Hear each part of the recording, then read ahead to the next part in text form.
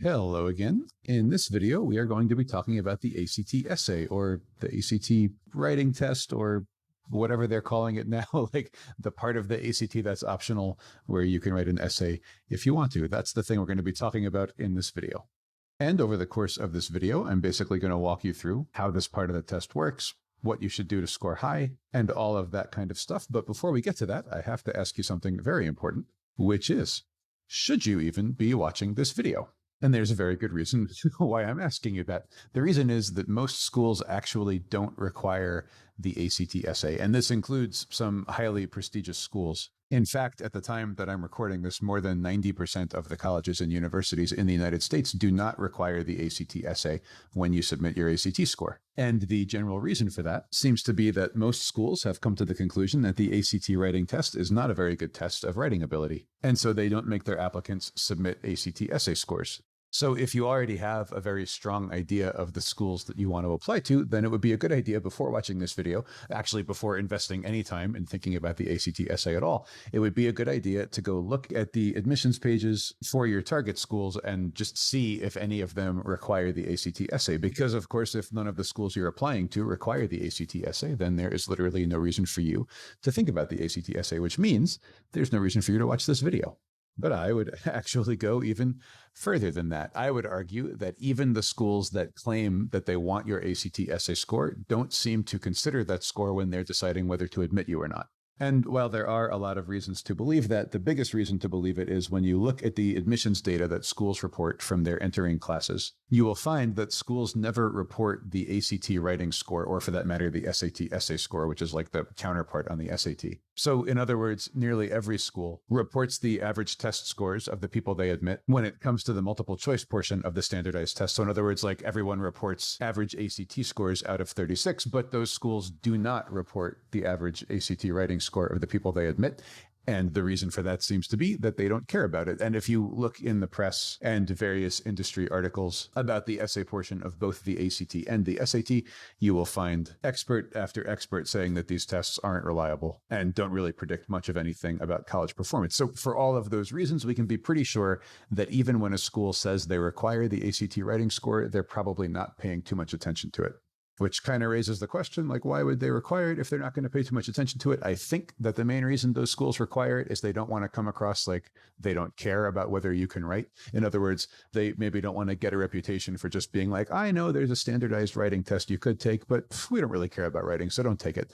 So in order to avoid that image, I think, is why schools require the ACT essay when they do. Like I said, over 90% of them don't even require it. But for the ones that do, I think it's just an image thing. But whatever the reason is, when you look at the test score data they report for their entering classes, they never bother to report what the ACT writing score is, which again strongly suggests they don't actually care what the ACT writing score is. Having said all of that, I fully understand if for some reason you want to do well on the ACT essay. For example, you might be applying to a school that does require the ACT writing test, and you might be thinking to yourself, well, even if they don't care about the score that much, like I still care about it, I want to do well. And if I'm going to sit there and write it anyway, I might as well try to score as high on it as I possibly can. That all, of course, makes absolute sense. But I just want to make this situation very clear up front, because I've had it happen to me in the past that people come to me for tutoring after they've been doing their own ACT prep for a while. And I'll find out that they haven't been practicing like the multiple choice parts of the test because they really wanted to work on the essay part first. And then I have to explain to them that the essay part has basically zero impact on your college admissions chances, whereas the multiple choice parts of the test can potentially have a huge impact on your college admissions chances, and so on. So I just want to make sure you know before we even start talking about the ACT essay that for the vast majority of ACT takers, nothing in this video has any chance of affecting your life positively or negatively at all. And if you want to do the stuff that's the most likely to affect your chances of being admitted to your target schools, then at least as far as test prep is concerned, you need to be focusing on the part of the ACT that is multiple choice, because colleges and universities care very much about that score. And so now that we've got that out of the way, assuming that you do want to score as high on the ACT essay as you possibly can, let's start getting into it. So I want to start our discussion of this part of the test basically the same way I like to start a discussion of anything, which is by considering why the thing even exists in the first place. Because if we understand why the SAT essay exists, then that will help us to start understanding maybe some of the rules and other types of constraints that the test might have. And once we understand those things a little bit, it'll be easier to beat the test. So let's think about this for a second. If you remember the things that we've been talking about with respect to the rest of the ACT, then you remember that we keep talking about it being a highly standardized test and how every official ACT question is written so that there's exactly one correct answer choice that follows all the unwritten rules of the test, and all the other answer choices must be completely wrong and must fail to follow the rules of the test, and how hard the people who make the test work in order to make sure that the standardization is consistent from one test date to the next, and all that other stuff. So I'm sure you remember all of that because it's like the foundation for everything that we talk about when it comes to attacking every other part of the test. And so given all of that, if you contrast that type of design with the idea of an essay test, it probably becomes pretty clear pretty quickly that an essay test is totally foreign, really, to everything that the ACT is good at. And if we go back in history, then we see that the ACT has not always involved an essay test. The essay test was actually added somewhat recently.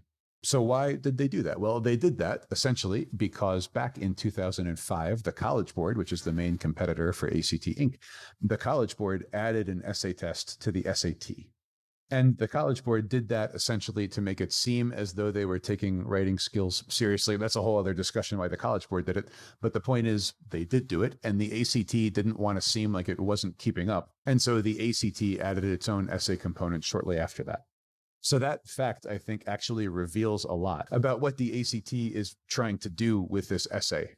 Because we see now that it was added for practical reasons, for business reasons, and not because the ACT thought to itself, hey, I would really like to start testing writing ability. I guess I'll add an essay now.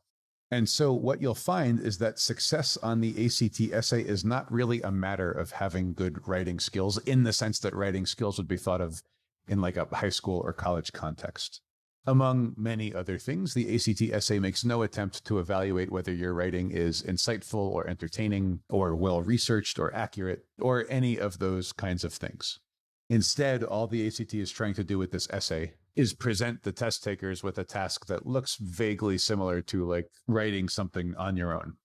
But for reasons we'll get into in the rest of this video, we are going to find that the choices the ACT has made in order to standardize the grading of this essay basically result in a test that doesn't really grade writing ability in the way that you would normally think about it. So we are not going to try to beat the essay by becoming better writers. I want to make that super clear. Writing is like a very important skill in real life. I'm very pro writing, and I sincerely hope that whatever career path or educational path you envision for yourself involves a whole bunch of writing training and getting really good at writing. But none of that is going to help you on the ACT essay necessarily. What's really going to help you on the ACT writing section is learning the test-taking aspect of beating the essay. In other words, how do we crank out an essay relatively automatically that will appeal to the standardized essay grading process of the ACT and result in you getting a high score?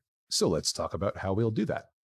Now, as I've kind of alluded to already, for ACT Inc., the main challenge of administering the ACT essay is that you're essentially going to give this essay task to like over 1 million people every year, and you have to find some kind of standardized way to grade all of these essays, even though essays obviously can't be done in like a multiple choice kind of format. Each essay response has to be created by each individual test taker, and they're not going to use the same wording or sentence structures or even the same ideas necessarily to answer your essay prompts. And then all of those responses are going to have to be read by individual people, and you can't have the same single person read all 1 million responses, obviously. So you're going to need teams of people to read all these essays, and you've got to come up with some kind of way to get all of those graders on the same page and all of that stuff. So that's obviously a huge challenge, and it's very different from the challenges that go along with the multiple choice portion of the test. Because as we discussed for those portions of the test, in theory, as long as you are always creating questions by following the same unwritten rules for question creation, then any official question can be given to like one person or 100 people or 1 million or 100 million people without any loss in the standardization, because you have a multiple choice format and you put the question in front of however many people. Each one of those people either picks the right answer choice or one of the wrong answer choices, and that's it. And the ACT can use that format to test an unlimited number of people with a very high degree of standardization and accuracy. But again, it's not really super clear how you would do that kind of thing with an essay. And so here we start to see yet again, but in kind of a different way, how the whole standardization process kind of ends up changing the thing being tested and kind of makes it so that the thing the test is claiming to evaluate isn't actually being evaluated, and some other skill set actually ends up getting rewarded. And so the result of ACT Inc.'s attempt to standardize the essay grading process is that we will find certain attributes coming up over and over again in top scoring ACT essays, but those attributes will not be the kinds of things that untrained test takers might expect them to be. And so instead of rewarding things like well-turned phrases or an elegantly written sentence or something, we'll see that the ACT's essay grading process ends up rewarding things like the length of the essay or its structure or some other stuff that we'll talk about in the next few screens. And in fact, if you compare the top scoring ACT essays that are made available to us as examples from ACT Inc., you will notice that the things that consistently appear in those top scoring essays are not reflected at all in the official scoring rubric published by the ACT. In other words, ACT Inc., as part of its preparation materials for the ACT writing test, publishes a scoring rubric for the ACT essay. And that rubric basically claims to list out the standards that the essay graders are going to use when scoring your essay. But if you compare that rubric to the essays that actually do score high, you will see that many of the things the high-scoring essays do are not reflected anywhere in the rubric at all, and vice versa. The things that the rubric claims must be done by high-scoring essays are not, in fact, done by many of the high-scoring essays. So, since all of that's the case, and the stuff in the rubric basically has no correlation to the scores that ACT essays actually receive in real life, I would advise you to ignore the rubric when you figure out how you want to write your ACT essay, because the rubric ends up being just one more case of a standardized test claiming to reward one set of behaviors, but actually rewarding a different set of behaviors. So rather than focus on the rubric, we are just going to look at high-scoring essays and break down what those essays have in common, and then write our essay on test day so that it incorporates all of those high-scoring aspects. And for purposes of this video, I'm going to show you later on how some of those aspects are reflected in the sample top scoring essays published by ACT Inc. But of course, I'm also drawing on my background, helping my clients write essays. Of course, I just can't show you the essays that they've written. So we're going to stay focused on the publicly available ones from ACT Inc. And we'll get to that right away. But before we do, I want to talk quickly about the basics of the ACT essay in case you're watching this video without ever having taken the ACT essay test yourself, because some test takers are surprised at the format the first time they hear about it. So basically, on the ACT writing test, you're going to be asked to talk about some kind of issue that's relatively understandable, that kind of touches on everyday things for high school students to think about. And usually, but not always, the stuff you'll be asked to talk about will touch on topics like education or technology or other kinds of things that ACT Inc. seems to think high school students just walk around thinking about all the time. So anyway, you'll be given some kind of prompt on some topic related to that, such as, I'm just making this up, but should wireless headphones be allowed in an educational setting? Again, I just made that up. It's not a real example, but things along those lines. So the ACT will present you with such an issue, basically, and then it will also give you 3 short perspective paragraphs that are already written by other people and that provide differing opinions on the topic in the prompt. So again, with my made-up prompt of should wireless headphones be allowed in an educational setting, you might find that one of the provided perspective paragraphs argues that the headphones should not be allowed because they're disruptive, they keep students from learning or whatever. And then another one of the provided perspectives might argue that the headphones should be allowed because they help students relax, or I don't know, I'm just making this up. But you get the point. You're going to be given a prompt and then 3 different takes on the idea in that prompt. And then you are going to formulate your own essay response to the original prompt. And when you do that, you can use the provided positions if you want. In fact, you should refer to some of those positions in your essay, but we'll talk about that more in a second. But that's essentially the format of the ACT essay in a nutshell. You're going to be given a prompt, which is going to be something that the ACT people think is vaguely relevant to your life as a high school student. And then you'll be given 3 different perspectives on that prompt. And then you have to write your own essay, which can borrow ideas from those perspectives. So now that we've covered those basics, let's start talking about the attributes that top scoring essays actually incorporate. So, as you recall, a few minutes ago, I was talking about how the essays that actually score high don't generally do the things that we might expect high-scoring essays to do based on our experience from school, nor do they do the things that the scoring rubric suggests that high-scoring essays should do. And so as a consequence of that, we are going to focus on looking at what actually does score high. That is what the consistent attributes of high scoring essays actually are. And then we're going to incorporate those things into our approach when we go to write the ACT essay. So here's what we get when we reverse engineer what succeeds on the ACT essay. Now I'm going to spell out some major ideas here on this screen, and then in the subsequent screens, we'll dive a little bit more deeply into everything we talk about on this screen. So if it seems like I'm just kind of moving through these things really quickly without explaining them, you're right. That is what I'm doing right now. But in a moment, I will explain them in more detail. So one of the most important things to keep in mind, and it's something that's basically going to frame our entire approach to everything on the ACT essay, is that the people who read your essay are generally going to spend roughly a minute or two per essay. They're certainly not going to have more than 5 minutes to spend per essay, and there's no way at all that they're going to spend as much time reading the essay as you're going to spend writing it. And you can probably start to imagine why that's an important thing to keep in mind. Among other things, it means that the person who's reading your essay isn't going to have time to notice all of the details of what you put in there. They're only going to have time to notice certain things, and those things are generally what determines which essays score high. And those are the types of things that we're going to try to pay attention to when we write our high-scoring essay. And one of the things that the graders seem to notice pretty consistently is the length of the essay. In fact, you will find that the length of your essay is the single strongest predictive factor for the score of your essay. And you're going to want to shoot for at least 2 pages. Again, we'll get into more details about that in a couple of screens. And another important thing to keep in mind is that it doesn't actually matter what kinds of evidence you cite. You can cite facts that are academic if you want, historical, scientific, whatever. Or you can cite things that are totally personal that happened to you last weekend at a birthday party. Or you can make up facts completely if you want. Again, we'll get into all of that in a moment. Now, another thing to keep in mind is that high-scoring essays generally use some variation of the so-called 5-paragraph essay format. And we'll explore that in more detail, of course, in a few minutes. It's also important to keep in mind that small mistakes that you might make in grammar or word choice or those kinds of things are not going to affect your score negatively. And if you're wondering why that would be the case, well, a major factor in that is that the graders aren't even going to be reading your essay very carefully. So they probably wouldn't catch most of your mistakes anyway. Now, when it comes to the structure of what you write, you don't have to mention each of the provided perspectives, but top-scoring essays mention at least 2 of them nearly always. So, of course, you're going to want to do that too, mention at least 2 of the provided perspectives. And you don't have to agree with any of those provided perspectives. You could choose to agree with one of them and elaborate on it, or you could choose to disagree with all of them, or basically any other kind of set of stances that you want to take on those perspectives, but you should mention ideas from at least 2 of them. Again, we'll get into that in more detail in just a second. But for now, let's start by exploring this idea I mentioned at the top again, which is that the essay is going to be read in basically 1 or 2 minutes. And there are 2 major reasons that the graders aren't going to spend a whole bunch of time reading your essays. One of them is probably kind of obvious, which is that there's a whole bunch of essays that have to be read, and a limited number of people who are going to read them, of course.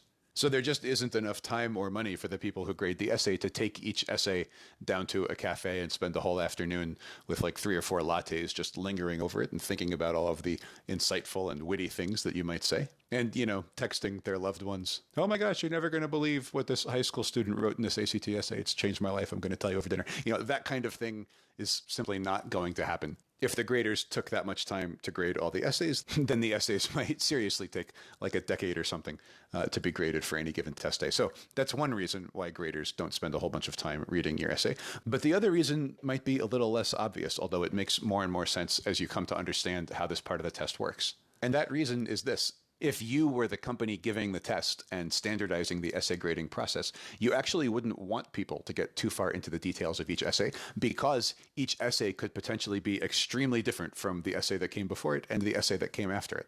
And if you dive down into the weeds of exactly what makes each essay unique, it's going to be impossible to standardize the process of grading the essays. So instead, you come up with a system that rewards the graders for getting sort of a high-level, overall abstract view of what's going on in the essay. And that makes the standardization process a little bit easier because it frees the graders up from having to think about those details.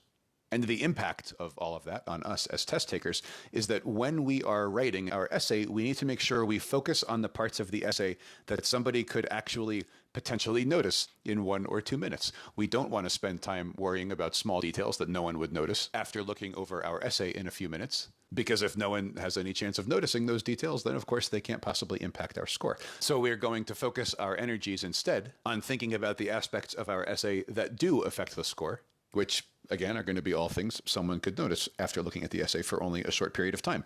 And those will be the length of the essay, the placement of the thesis in your essay, the use of a 5-paragraph format or something very similar to the classic 5-paragraph format, and then the strength of the connection between the evidence you cite and the thesis that you are putting forth and defending.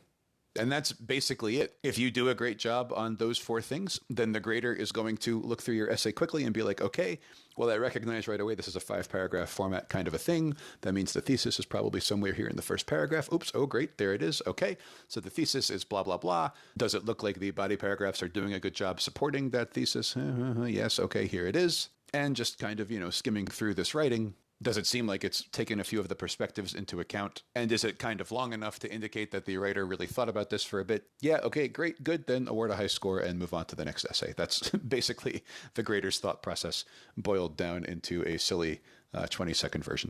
So let's keep exploring what we should do to take care of all of these attributes of top scoring essays that are going to be noticeable to the graders. As I've mentioned a couple of times now, the length of your essay is an extremely critical factor in figuring out what kind of score you're going to get. In fact, the length correlates to score more than any other single thing does. By which I mean, if you graphed the total scores of essays against the number of pages that each essay takes up, then you would find a pretty strong correlation going like that, showing that the score increases as the number of pages increase, up to a point. We'll get to that in just a second. But this doesn't mean that if you just fill up a whole bunch of pages with garbage material that you're guaranteed to get a high score.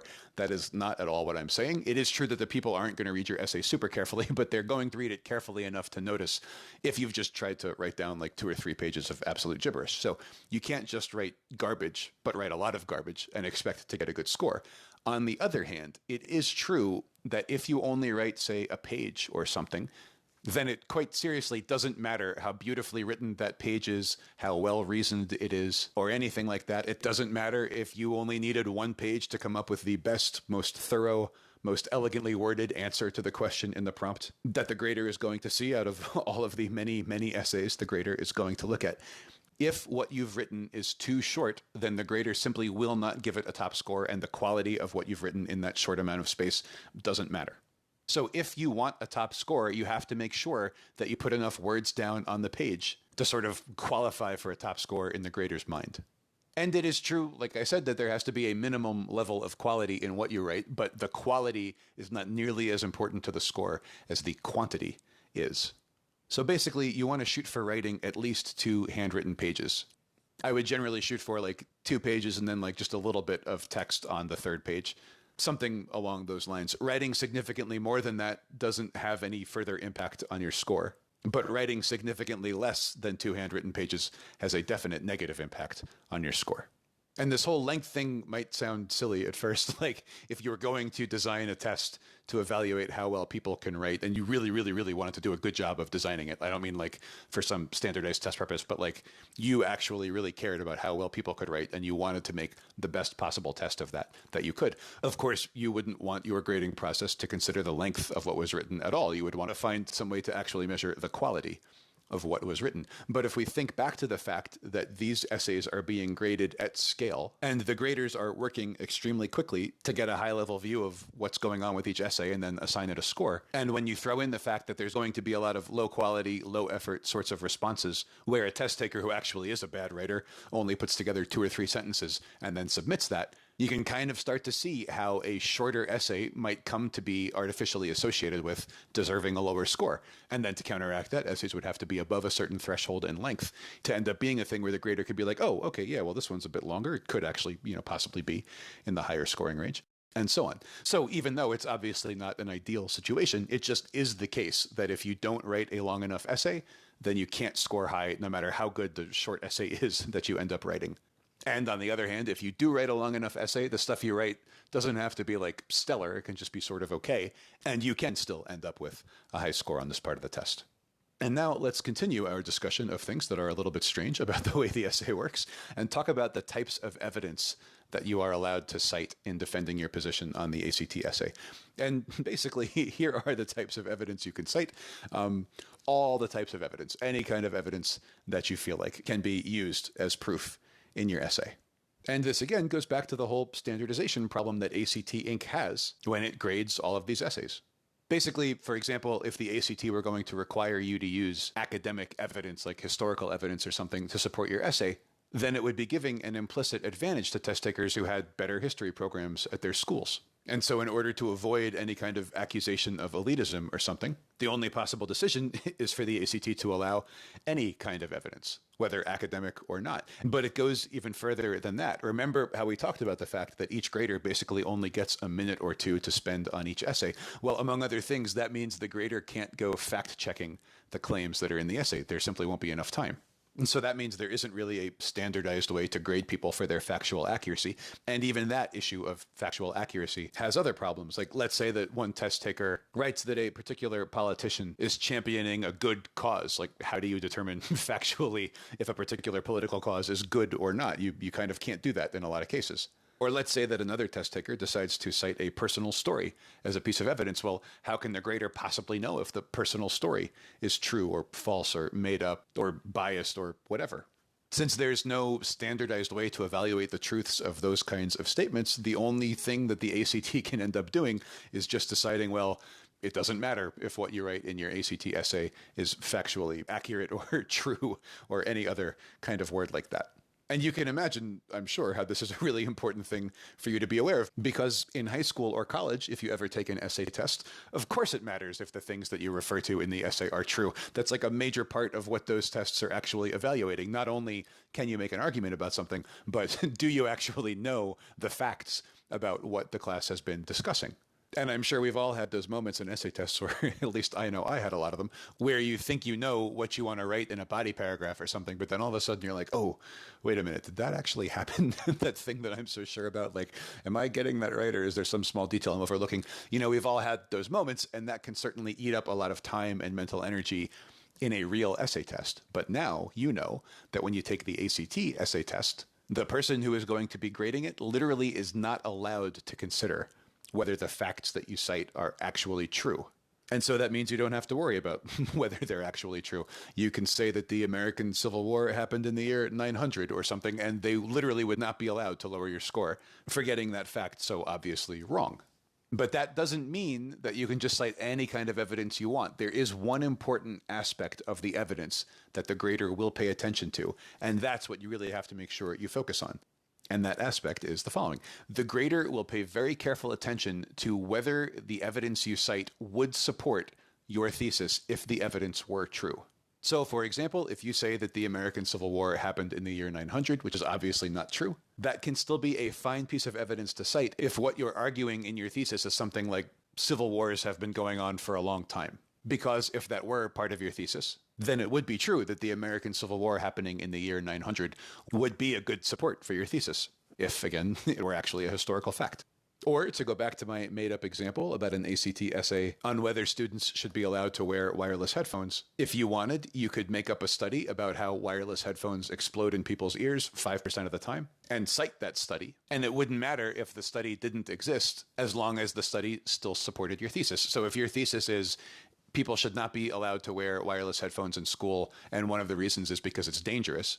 Obviously, you'd want to phrase your thesis better than that, but if that's the major idea behind your thesis is that wireless headphones can be dangerous in a school setting, then it would support your thesis if it turned out to be true that there was a study about how wireless headphones could explode. Whether that study actually exists or not has no bearing on your ACT essay score. Because, again, all the grader is looking at is whether the evidence you cite would support your thesis if the evidence were true. So keep that in mind, and don't let yourself lose any time worrying whether the things you're writing down are actually correct statements or not. So we've talked a little bit about the length of the essay and the fact that it will have a thesis and some supporting evidence and so on. And that kind of leads me to my next point, which is that I would strongly recommend that you use a variation of the 5-paragraph essay format when you write your ACT essay. And the main reason for this is the main reason for everything else I recommend with respect to the ACT essay, which is that the vast majority of top-scoring essays use some variation of this format. So since they do that, we know that the graders are pretty okay with the idea of looking at an essay in this format and then quickly getting an idea of the thesis and the supporting examples and all of that kind of stuff. So since the graders are used to doing that, you should go ahead and let them do it on your essay too. And if you can make it very easy for them to find all the things they're looking for in the minute or two that they spend on your essay, then great. That should only help with the score. So in case you aren't familiar with what the 5-paragraph format is, let me just kind of go over that very briefly. If you are familiar with it, this will be a very quick refresher. Basically, the 5-paragraph format is sort of the standard format for the expository essay that's taught in American high schools. And in this format, you have 5 paragraphs, as you might imagine. They're numbered here, or I'm numbering them for you here, rather. 1, 2, 3, 4, 5. So the first paragraph is going to be an introduction paragraph. That introduction paragraph traditionally closes with a statement of the thesis. And your thesis is the single statement that the entire essay is going to provide logical support for. And then after that intro paragraph, you have 3 body paragraphs. Each of the body paragraphs provides a separate reason or a separate type of evidence or something to support what the thesis is claiming. And then finally, you have a conclusion paragraph. And the conclusion paragraph basically encapsulates all the ideas in the 4 paragraphs leading up to it.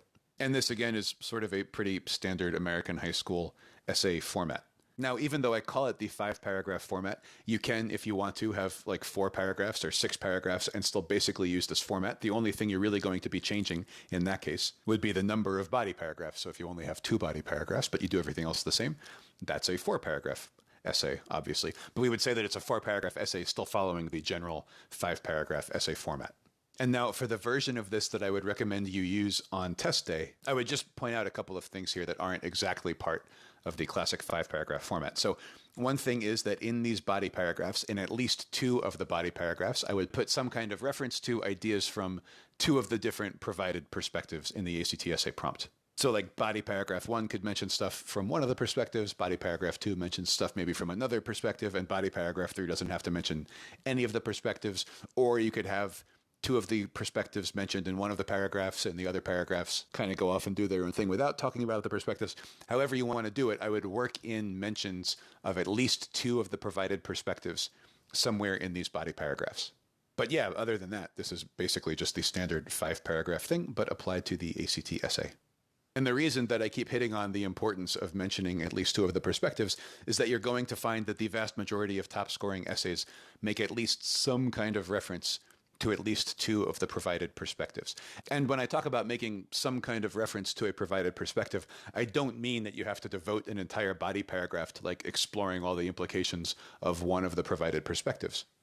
You could do that if you wanted. But what I'm saying is that there has to be at least some overlap throughout your essay with at least 2 of the provided perspectives if you want to maximize your chance of getting the highest possible score on your essay.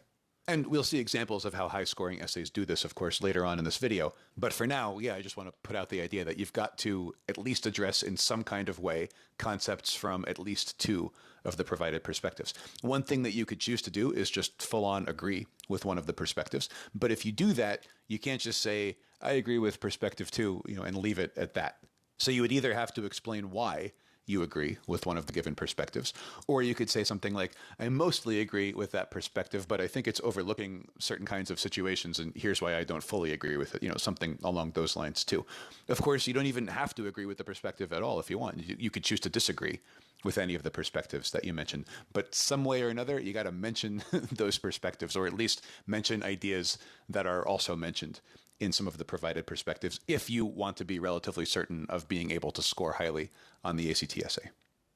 And now the last point that I want to elaborate on before we get into the actual step-by-step process I recommend you use for the ACT essay is this idea that you shouldn't worry too much about making small mistakes in like word choice or spelling or sentence structure or any kind of thing like that. As we've mentioned repeatedly, the people who look at your essay are not going to be spending enough time reading it to be able to pick up on those small details in the first place. So it's quite literally the case that when most untrained test takers are spending time during the ACT writing test worrying about whether they've used impressive enough vocabulary or whether they've forgotten a comma or something, the vast majority of the specific phrases those people are worrying about will never actually be read by any person ever. Like the person writing the essay is going to finish writing it, and then it's going to be collected and sent off to a grader, and the grader will probably not read any single phrase in the essay carefully enough to note whatever the writer might have been worried about. And then after the grader doesn't read it, no one's going to read it because those essays don't have any life beyond being graded in 1 or 2 minutes by a person who, again, is not going to pay too much attention to those kinds of things. So you really shouldn't worry about making the kinds of small mistakes that your English or history teachers might count against you in a high school or college setting. Instead, you need to be focused on the types of things that we've already touched on in this video, such as making sure that you write enough to make it onto the third page, making sure that your thesis is clearly stated, making sure that your evidence would directly support the thesis if the evidence were true, and so on. And so from the standpoint of like your actual writing technique or your execution or whatever, you don't have to worry about writing beautifully. You just have to worry about writing in a way that clearly expresses your ideas. So don't try to sound impressive or sound like you've got a bigger vocabulary than you actually have or worry about any of that stuff. All you need to do is use the words and phrases that you're comfortable using and put those together in a way that clearly expresses things like your thesis, your examples, and so on. And so now that we have covered all of those general pointers for the ways that the ACT writing test is actually going to be graded and what it actually rewards, let's get directly into the steps that you should take on test day in sort of a concrete sense. The first thing is not really a step so much as just sort of something that should always be in the back of your mind, something that you should never lose sight of, and something that you should start thinking about and not losing sight of literally from like the instant that you're allowed to open the test booklet and start writing.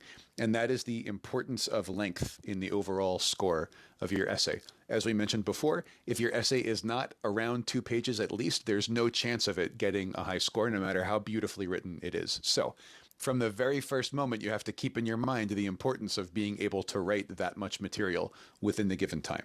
And that means, among other things, we're not going to bother pre-planning the essay. We're not going to bother like taking notes on the prompt or doing any of that kind of stuff because we don't need to do it, first of all. And secondly, we don't have the time to do it anyway. There's no need to pre-plan because you're already going to know the rough structure or format that you're going to use. And there's no need to take notes or anything because like in the time that you're taking notes, you could be writing those ideas actually directly into your essay. Remember, again, we don't need to do a whole bunch of polishing because the whole thing is going to get read in like 2 minutes or so. And we'll see when we look at the top scoring essays that they are not super polished either. So our goal is basically going to be to spend as many seconds as possible actually writing and building out the length of the essay in the format and following the other rules that we'll talk about throughout the rest of the screen. So yeah, so this is sort of like step 0 or step -1, or not even really a step, just kind of a thing you have to keep in mind all the time. So actual step 1 is to go ahead and read the prompt provided by the ACT, including, of course, the provided perspectives, and take a position on whatever the question is that's asked in the prompt. There is no right or wrong answer to use here. Whatever jumps out at you is sort of the way that you automatically feel about what the prompt is asking. That can go ahead and be your position. And again, you don't want to spend a whole bunch of time worrying about which position you decide to take. Just take one. Because as we keep noting, length is the most important thing. You don't have a lot of time. And as you now know, you won't be penalized for using like made up examples or whatever. So the absolute worst case scenario would be you come up with a position and then have to make up evidence for it later on, which again, you won't be graded down for. So it doesn't matter. So just go ahead and take any position on the prompt, whatever appeals to you right away, go ahead and just mentally make that your position. And then ask yourself, okay, why do I think the thing I just picked as my position? What is it about that position that makes me believe it? And basically identify 3 or 4 reasons why you kind of naturally believe whatever your position is. And this part is really important. At least 2 of the things that you come up with should be similar in some kind of very obvious way to ideas from at least 2 of the provided perspectives. If you want to make all 3 or 4 of your reasons be things that are drawn pretty obviously from 2 or 3 of the given perspectives, that's also fine. You can go all the way in that direction with it if you feel like, but at least 2 of the things that you come up with as reasons to support your position should be very close to ideas that appear in at least 2 of the perspectives. And again, we'll see how this has been done in actual high-scoring sample essays provided by the ACT at the end of this video. And also remember that for the reasons and examples you pick, they don't have to be factually accurate. They don't have to be academic. They can be personal things that happen to you. They can be made up personal things that you wish would happen to you, or whatever. All that matters is if those reasons and examples were true statements, would they directly support the prompt? That's all you're going for. Now, if you wanted to, I guess you could jot down some of these things and like quick note form on your booklet, but you really don't even need to do that. And I personally would not bother to write them down, because you can kind of just sort of remember what your position is, because it's just kind of automatically the position that feels natural to you when you read the prompt in the first place. And you can also remember what your 3 or 4 examples or reasons are relatively easily, especially because at least 2 of them should be pretty close to what are already provided in the perspectives. And honestly, if you don't remember what your reasons or examples are, you can just make up other ones later on. And so with these rough kind of raw material concepts ready to go in your head, the next thing you're going to do is write the first sentence of the essay. Notice we're getting directly into starting to put pencil to paper and actually write things that are going to be part of the finished essay as soon as we possibly can. Like all this stuff up here, this takes maybe 2, 3, 4, 5 minutes tops. And then with the next step, we're going to dive right into actually starting to construct the essay and actually starting to take up the handwritten space that's going to make up our target of getting onto the 3rd page. So the first sentence is just a broad introductory kind of sentence that's sort of vaguely related to whatever topic the prompt is covering. So if the prompt is this made-up example I keep using about whether students should be allowed to have wireless headphones, then your very broad introductory sentence could be something like, for decades, ever since the invention of the Walkman, high school students have looked for ways to enjoy their personal music collection on demand, even during the school day, period. Something like that. The point of this sentence, honestly, is basically just to introduce the general concepts that are related to the ideas in the prompt and to take up some space and help make that first paragraph a little bit bigger. And then you're basically just going to follow along with those sort of general concepts to bulk out the first paragraph and eventually end that first paragraph with your thesis statement. Now, the sentences in between the opening sentence and the thesis statement sentence, if you want, those sentences could refer to the 3 or 4 reasons or examples that you thought of earlier. And that would be kind of a classic 5-paragraph essay format thing to do. But they don't have to be a preview of those 3 or 4 reasons or examples. Instead, they could just be more kind of generally related comments like the first sentence, or they could allude to other ideas from the provided perspectives. All that really matters is that the sentences leading up to the thesis are on the general topic of the prompt, and then the thesis statement is a clear and direct statement of whatever your position is on the question in the prompt. And that's it. Basically, in these steps, you have completed your first paragraph, which again is the introductory paragraph in the 5-paragraph format. And now we're going to dive right into the first body paragraph in the 5-paragraph format. And then from there, oops, I just noticed I deleted all of the notes I had drawn on the screen. Oh, well. Anyway, yeah, so from there, you are just going to dive right into your first body paragraph. And in that paragraph, you're basically going to think back to one of the 3 or 4 reasons or examples that you came up with early in this process. And then over the course of a few sentences, just sort of introduce that idea, discuss it, explain it, and make sure you clearly state how that idea directly ties back to your thesis statement, in a way that makes it so that the thesis statement must be true once someone considers the reason or example in the body paragraph. And then after that first body paragraph is done, you're just going to repeat that body paragraph creation process 1 or 2 or 3 more times, depending on how many ideas you've thought of, how much time you have, and of course, how much length you've been able to generate, remembering that you want to hit at least 2 pages in order to have any chance of getting a top score. And also remember, as you're creating these body paragraphs from these reasons or examples, you need to refer to concepts that appear in at least 2 of the provided perspectives. Again, if you want to do the things that most of the top scoring essays do. And then once you've cranked out those body paragraphs, it's time to create the concluding paragraph, which you can do pretty formulaically by just sort of basically restating the things that you've already talked about in the preceding paragraphs. And I noticed I put the word "and" in there by accident. It should just be use broad restatements to create the conclusion paragraph. And you'll see examples of how top scoring test takers did this in just a few moments. But yeah, that's basically it.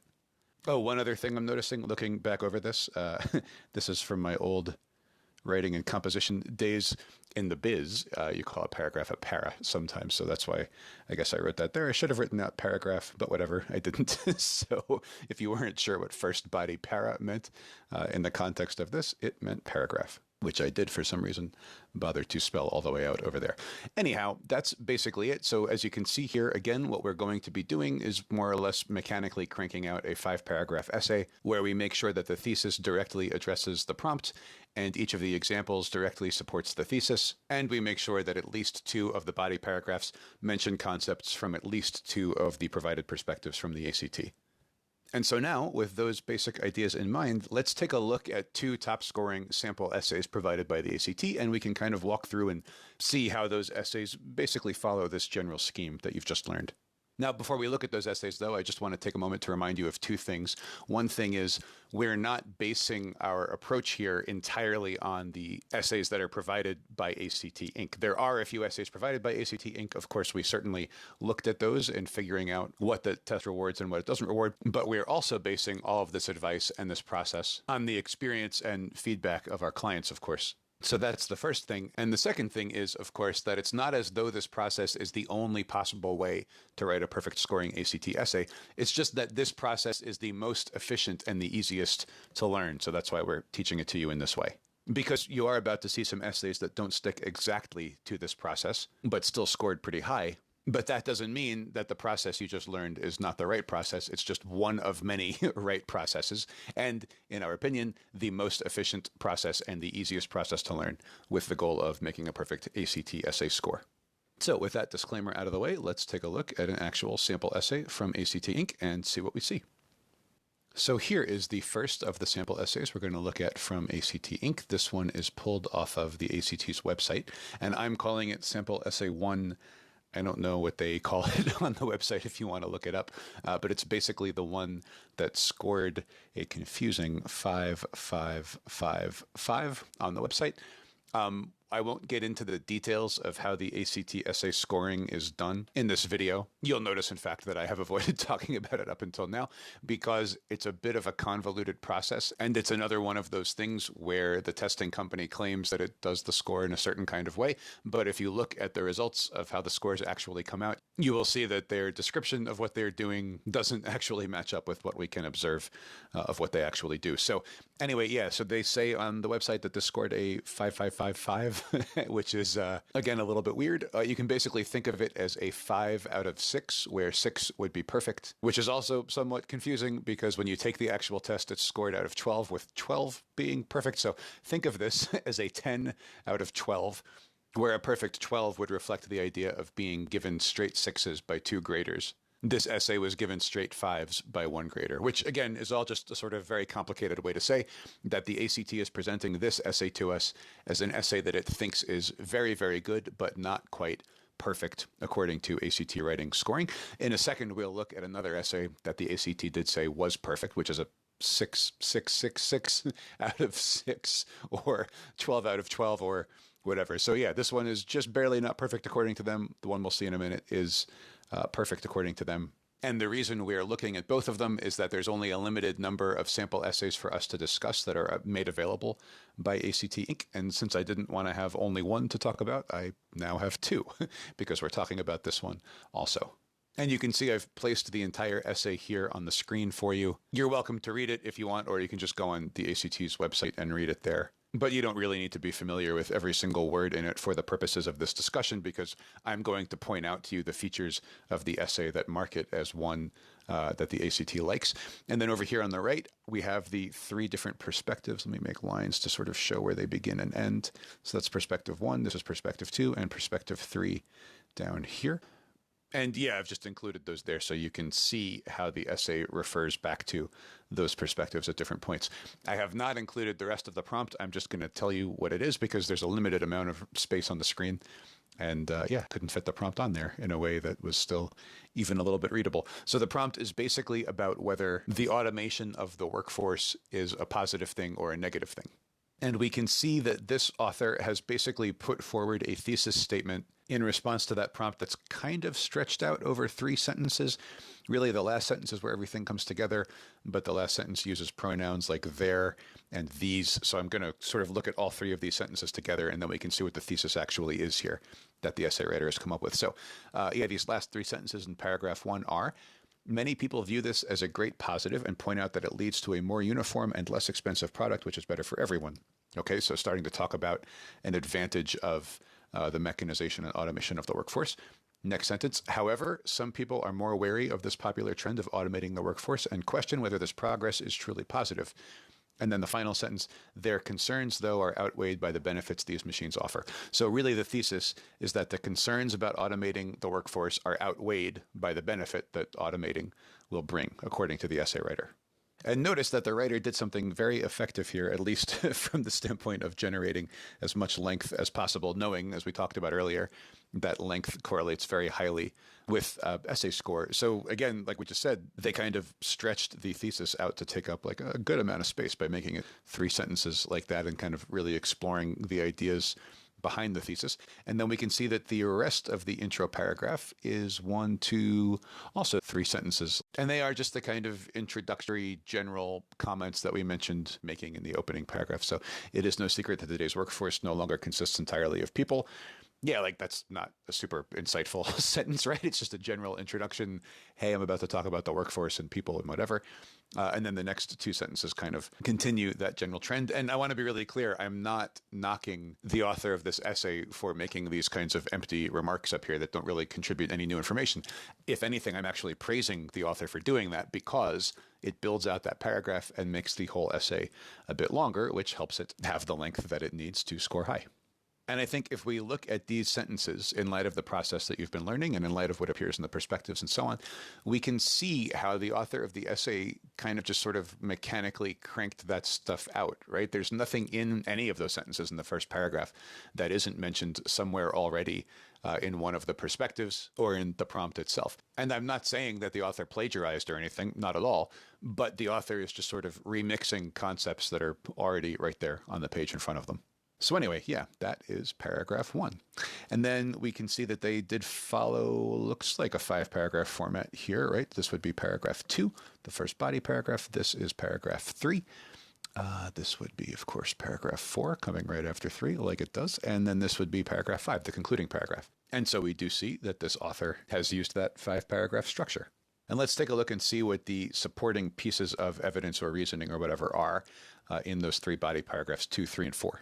It looks like the first body paragraph here is about how robots are less expensive than people, right? If a company hires an employee to complete a simple task for $50,000 per year, but could instead buy a machine for a one-time purchase of $30,000. Okay. So yeah, talking about how machines can cost less than people and that this can end up creating a lower cost of production. And then we're ending here with a sentence that ties this back directly to the thesis. Remember, the thesis was that the good things that are brought about by automation outweigh the concerns people have. So in order to tie this back directly to that thesis, the final sentence in the first body paragraph says that the companies producing goods rightly contend that the use of machines has only positive impact for everyone. So in other words, this last sentence is saying that, yeah, the use of machines is positive for everyone, which directly supports the thesis. And the next body paragraph here cites the idea that innovation and invention, blah, blah, blah, can push us as humans towards new unimagined possibilities. Okay, so for example, before the first airplane was invented, people could only dream of human flight. Okay, through even, I'm skipping around as you can see, through even just that one invention, an entire multi-billion-dollar industry was born. All right, and then the author says, who can know what advancements might be brought about by this automation thing, and the possibilities are endless. So another paragraph here about how the automation can bring us great advancements, which again ties back directly to the thesis, saying that the automation is a positive thing overall. And then the final body paragraph here, the 4th paragraph overall, says that while automation might seem like it would lead to people being less courteous and less tolerant, it would ultimately cause us to end up saving hours, improving the efficiency of daily life. I'm paraphrasing, improving the efficiency of their daily lives, their being people, and allowing them to spend time on things that are of greater interest and meaning to them. So again, ending this paragraph with a direct statement of how this aspect of automation will have a benefit for people, which directly ties it back once more to the thesis, which said that overall the automation will be a positive thing. So we see here 3 distinct types of evidence or reasoning that each directly show why the thesis must be true. And now let's take a look and see if we can trace any of the ideas back to the provided perspectives to see how this author may have incorporated some of those ideas into their own writing. Well, we see that perspective 1 talks about how people don't have to have courtesy, respect, and tolerance for other people. And we actually just saw something related to that in that last body paragraph we were looking at here. Yeah, we're required to be courteous and have tolerance. That is directly taken from those ideas there. And notice that the author didn't say, by the way, I fully agree with perspective one. The author just used this phrase about courtesy and tolerance and so on, and then sort of gave their own opinions around those concepts. And in the second perspective, we see a mention of machines being good at low skill, repetitive jobs, which goes along with the idea mentioned in this body paragraph about a company hiring somebody to complete a simple task, simple being basically the same thing as low skill and repetitive, perhaps in this context. So that's obviously heavily influenced by what appeared in perspective two. And then there's this notion of things being more cost effective, which is basically just another way to say efficient. So we can see that a lot of the ideas in this paragraph came from perspective two. And even the way here that this sentence mentions progress, we see here that the last sentence of the first body paragraph talks about only positive impact for everyone. Not word for word the same thing, but definitely very close, right? Which again is certainly not a criticism of the author. I'm saying that the author did a very clever thing by remixing the ideas from perspective two in that way. And finally, we see perspective three is about machines challenging our understanding of what humans can be and pushing us towards new unimagined possibilities is right there in the second body paragraph that we talked about. So once more, we see ideas from a perspective, basically just kind of mixed around by the author, and then the author adds their own take on what appeared in that perspective. In this case, in the second body paragraph, the author talked about airplanes as one example of how technology can push us towards new unimagined possibilities. And actually, while I'm saying that, we can see that the author even recycled that phrase again here, a whole new world of unimaginable possibilities, basically just using new, imagined, and possibilities in that order and kind of sprucing them up to take up more space. So there we go. In this case, the author heavily incorporated parts of each of the provided perspectives, which again is smart test taking and is basically what we see over and over again in top scoring essays. And before we move on, I just want to point out a couple of small writing mistakes that exist in this essay. One of the ones that leapt out at me at first here is that the word truly is misspelled. It should be without the letter E, just Truly. And I'm not saying this to criticize the author. Far from it, in fact. I am saying it to remind you that the graders are not going over this with a fine-toothed comb, and they're not going to penalize you for the types of small writing mistakes that might cause you to be penalized in a high school or college setting. And there are a few other little grammatical mistakes here and there, but we don't need to point them out. Like, my goal here is not to be overly negative. Again, it's just to show you that it's okay for you to have these types of mistakes in your writing as well. I'm just realizing, though, before we move on, I didn't actually address the concluding paragraph. Let's do that quickly just to sort of see how it was constructed. And we see that it's 3 sentences long and basically exactly what we talked about doing in the steps that we just saw on the previous screen.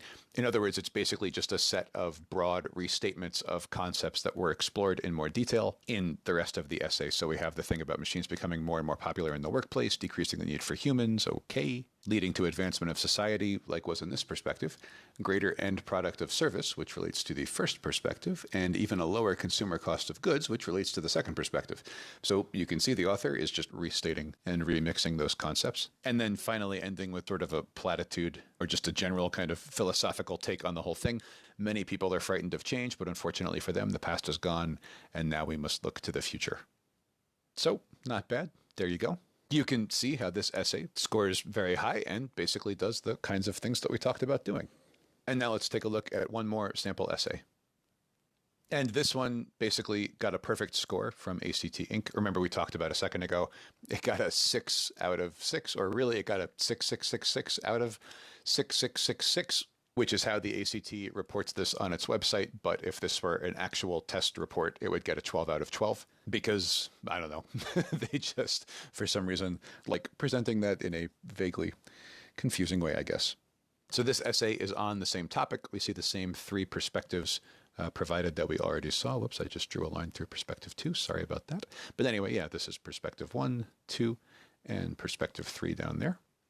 And the essay is just on this whole workplace automation issue again. And we see once more the same overall basic construction of the essay, I believe, right? So this is paragraph 1, paragraph 2 here, paragraph 3 looks like, and then a 4th paragraph here, and a 5th conclusion paragraph. So once more, we have what looks like a 5-paragraph format.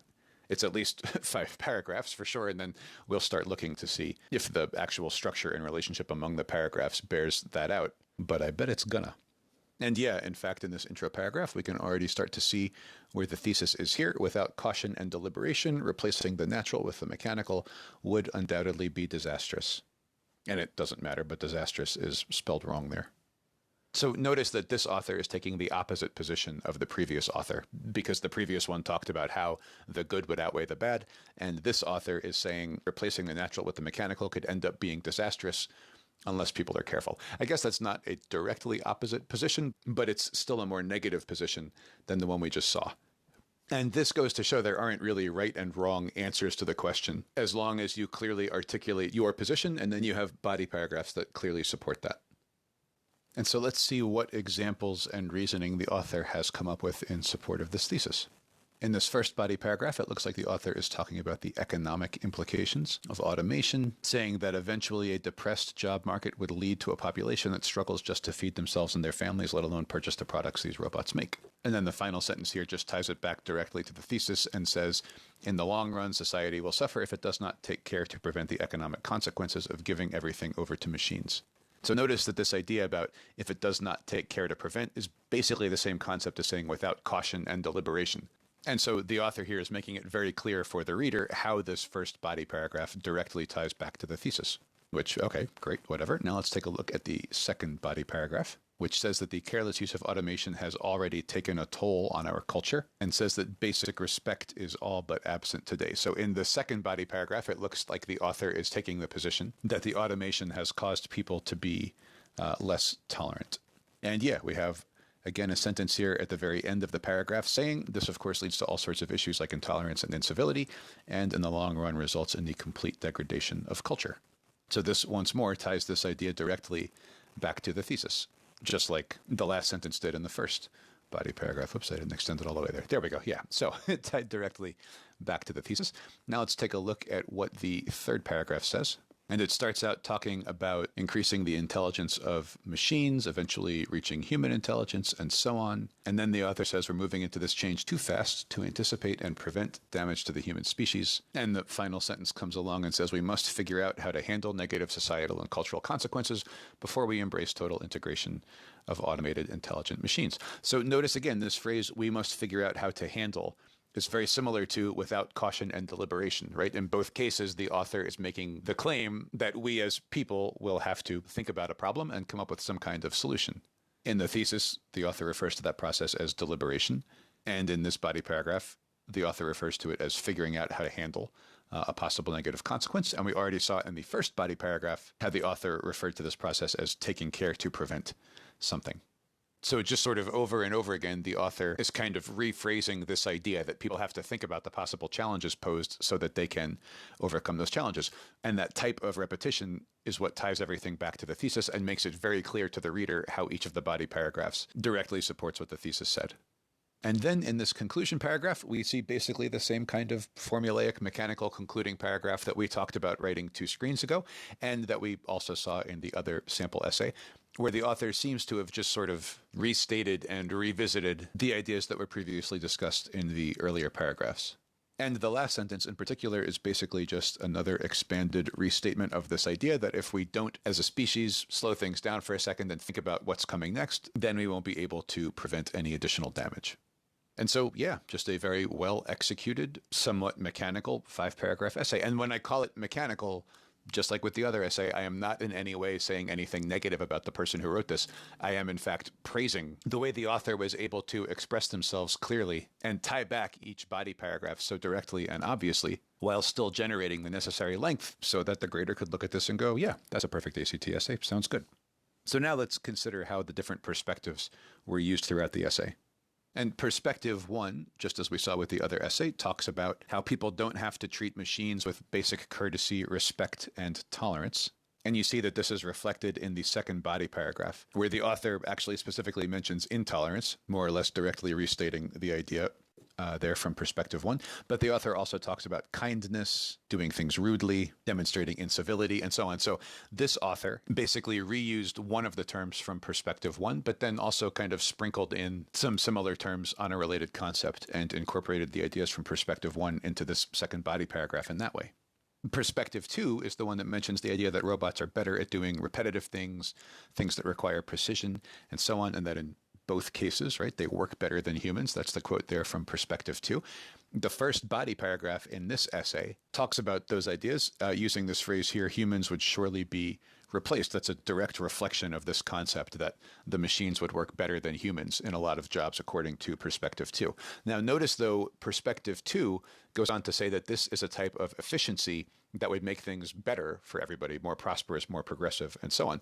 But the author of the essay takes this idea about humans being replaced and goes in the opposite direction, because the essay says that this replacement of humans would have a devastating impact on the economy, whereas the perspective said the replacement of humans will make things better for everybody. So this is one great example of how you can take an idea from a perspective and sort of jump off with it and then say your own thing about it. In this case, again, the author saying basically the opposite of what Perspective 2 said, but still mentioning a key concept from Perspective 2.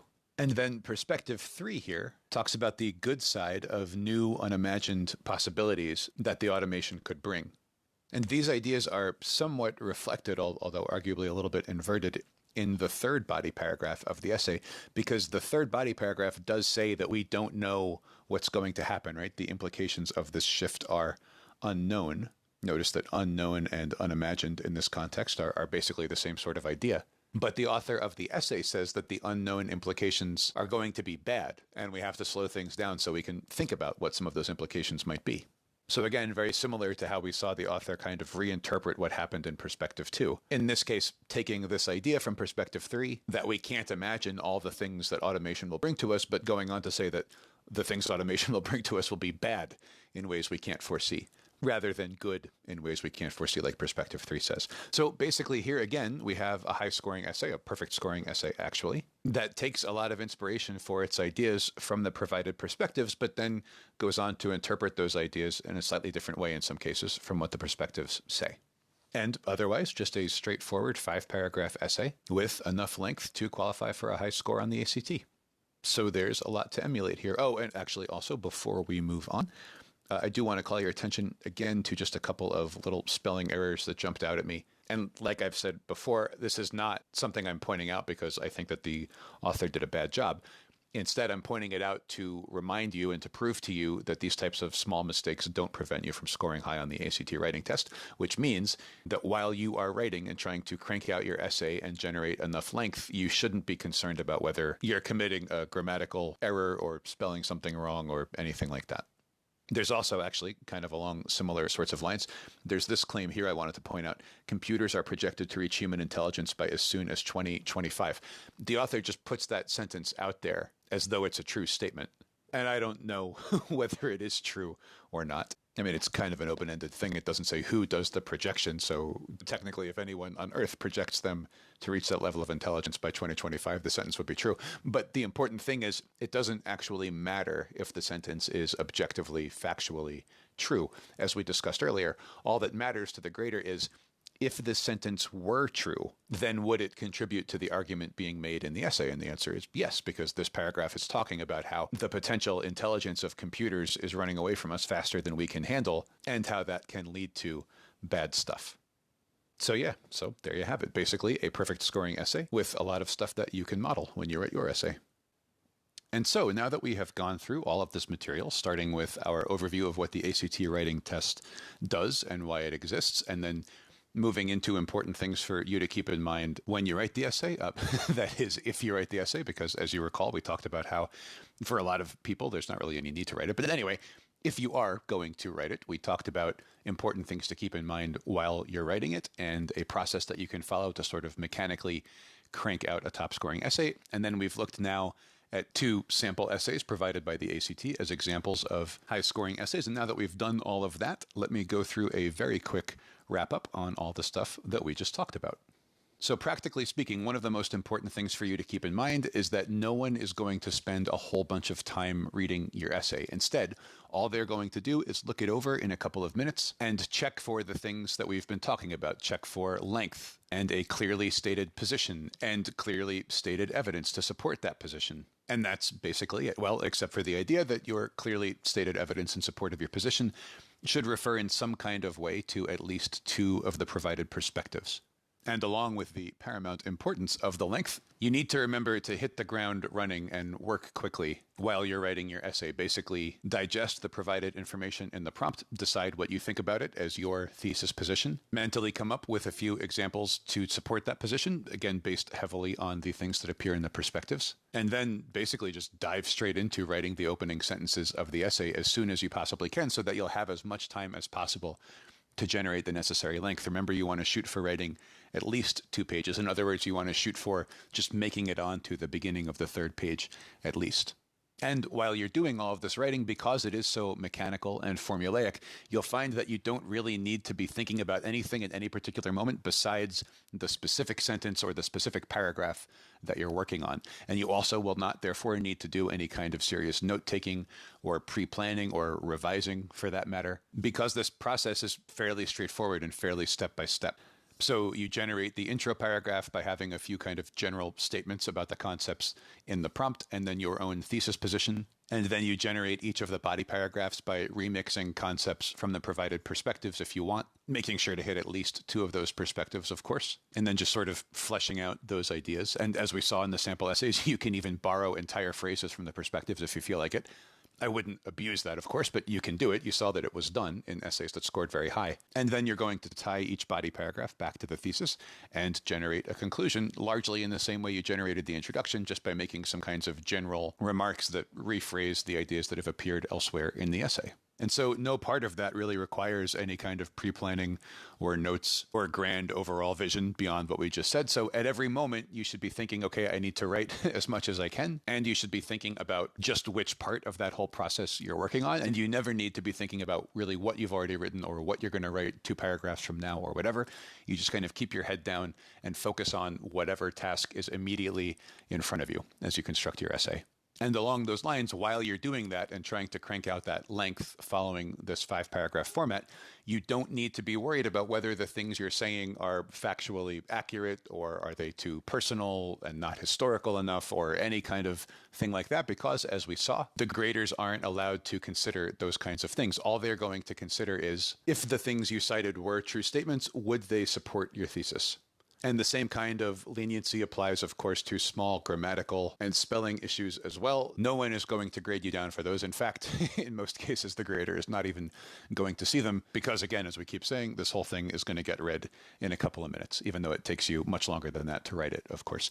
And the final thing that's very important to keep in mind is if you haven't already verified that the schools you're applying to actually require the ACT writing test in the first place, please do us all a favor and make sure that at least one of the schools you're applying to even requires you to take this part of the test, because the vast majority of schools don't require it at all and don't even care if you submit an ACT writing score. And like we noted at the beginning of this video, I strongly suspect that even the ones that do require the score don't actually look at it or consider it when they decide whether to let you in. So all of that is to say, if you do need to write the ACT essay, then the ideas in this video are how you go about doing that. But it's very important not to prioritize the ACT essay over the other parts of the ACT, the multiple choice parts of the ACT, which will have a very direct and very serious impact on your ability to get into your target schools. So if you haven't already gotten the rest of your ACT score where you need it to be for your admissions campaign, then you should focus on that stuff, focus on the multiple choice parts of the test first, before you worry about getting better at the ACT essay. And I'm only telling you that out of concern for you. Of course, I don't want you to be wasting your time and energy on anything that isn't going to help you get into the school you want in the long run. So anyway, whatever. I'm just repeating myself for like the 5th or 6th time on that. So I will end this video now and see you in another one.